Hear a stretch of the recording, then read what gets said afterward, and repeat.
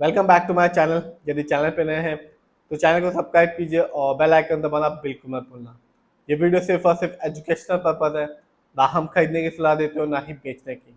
आज हम बात करने वाले हैं एक ऐसे कंपनी के स्टॉक के बारे में जिसने लॉन्ग टर्म में अपने शेयर होल्डर्स को 700% से ऊपर का रिटर्न निकाल के दिया।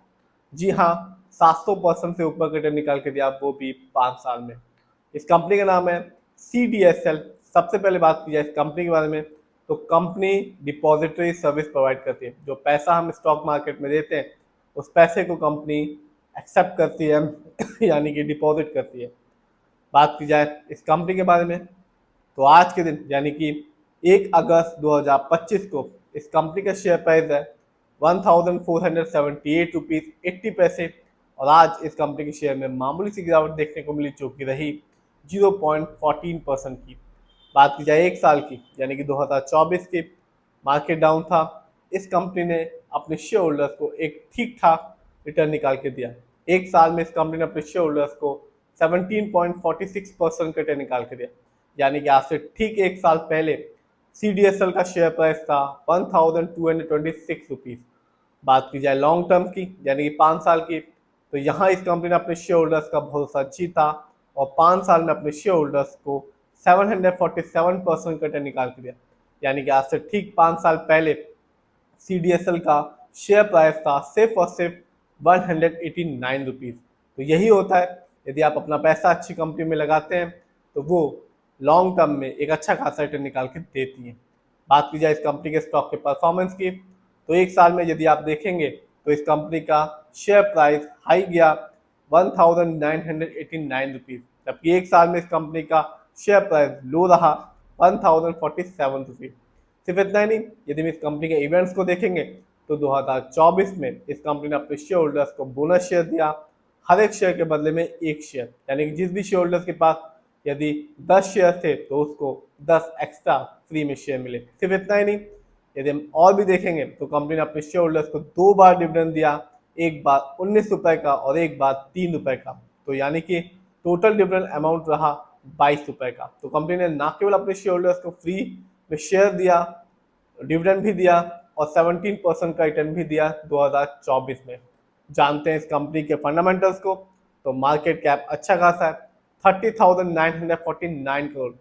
लार्ज कैप की कंपनी है और लार्ज कैप की कंपनी का मार्केट कैप होता है 7,000 करोड़ से लेके 20,000 करोड़ या उससे ज़्यादा का। बात की जाए इस कंपनी के पीबी रेशियो की तो कंपनी का पीबी रेशियो है 17.58। शेयर मार्केट में किसी भी कंपनी का एक अच्छा पीबी रेशियो कहलाता है 1 या तो बिलो 3। जानते हैं इस कंपनी के इंडस्ट्री पी को तो कंपनी का इंडस्ट्री पी है 60.81। शेयर मार्केट में किसी भी कंपनी का एक इंडस्ट्री पी अच्छा कहलाता है 20 से लेकर 25 के बीच में। इंडस्ट्री पी से ये पता चलता है जो कंपनी के स्टॉक है मार्केट में चीप है या एक्सपेंसिव। जानते हैं इस कंपनी के डेब्ट टू इक्विटी को यानी कि लोन कर्ज को तो इस कंपनी पर किसी भी तरह का कोई लोन कर्ज नहीं है।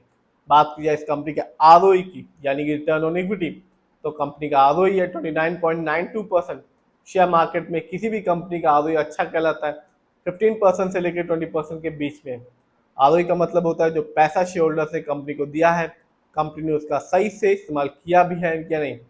जब भी किसी कंपनी का ROE हाई होता है, पॉजिटिव होता है, तो बताता है कि कंपनी ने हमारे पैसे को सही जगह ढंग से इस्तेमाल किया है, जिससे लॉन्ग टर्म में एक अच्छा खासा रिटर्न देखने को मिलता है।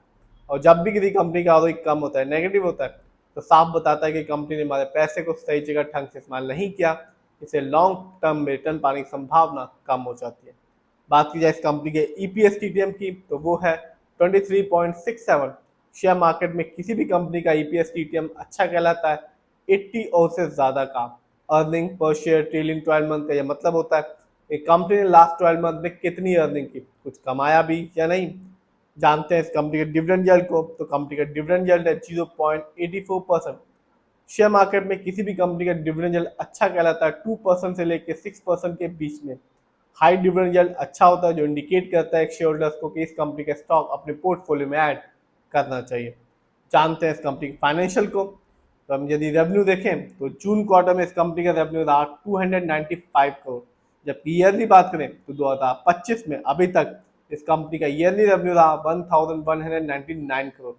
जानते हैं इस कंपनी के प्रॉफिट को तो कंपनी ने जून क्वार्टर में प्रॉफिट के मामले में अर्न किया 102 करोड़, जबकि बात करें ईयरली की तो 2025 में इस कंपनी का प्रॉफिट रहा 526 करोड़।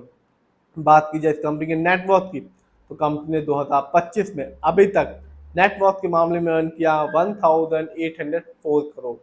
जानते हैं इस कंपनी की शेयर होल्डिंग पैटर्न को, तो इस कंपनी में रिटेलर्स यानी कि हम लोग का पैसा सबसे ज़्यादा लगा हुआ है CDSL में, जिसका परसेंटेज है 58.25%, जबकि दूसरे नंबर पर आता है प्रमोटर यानी कि इस कंपनी के ओनर्स जिनका पैसा इस कंपनी में लगा हुआ है 15% का, जबकि तीसरे नंबर पर आता है FII जिनका पैसा इस कंपनी में लगा हुआ है 12.92% का।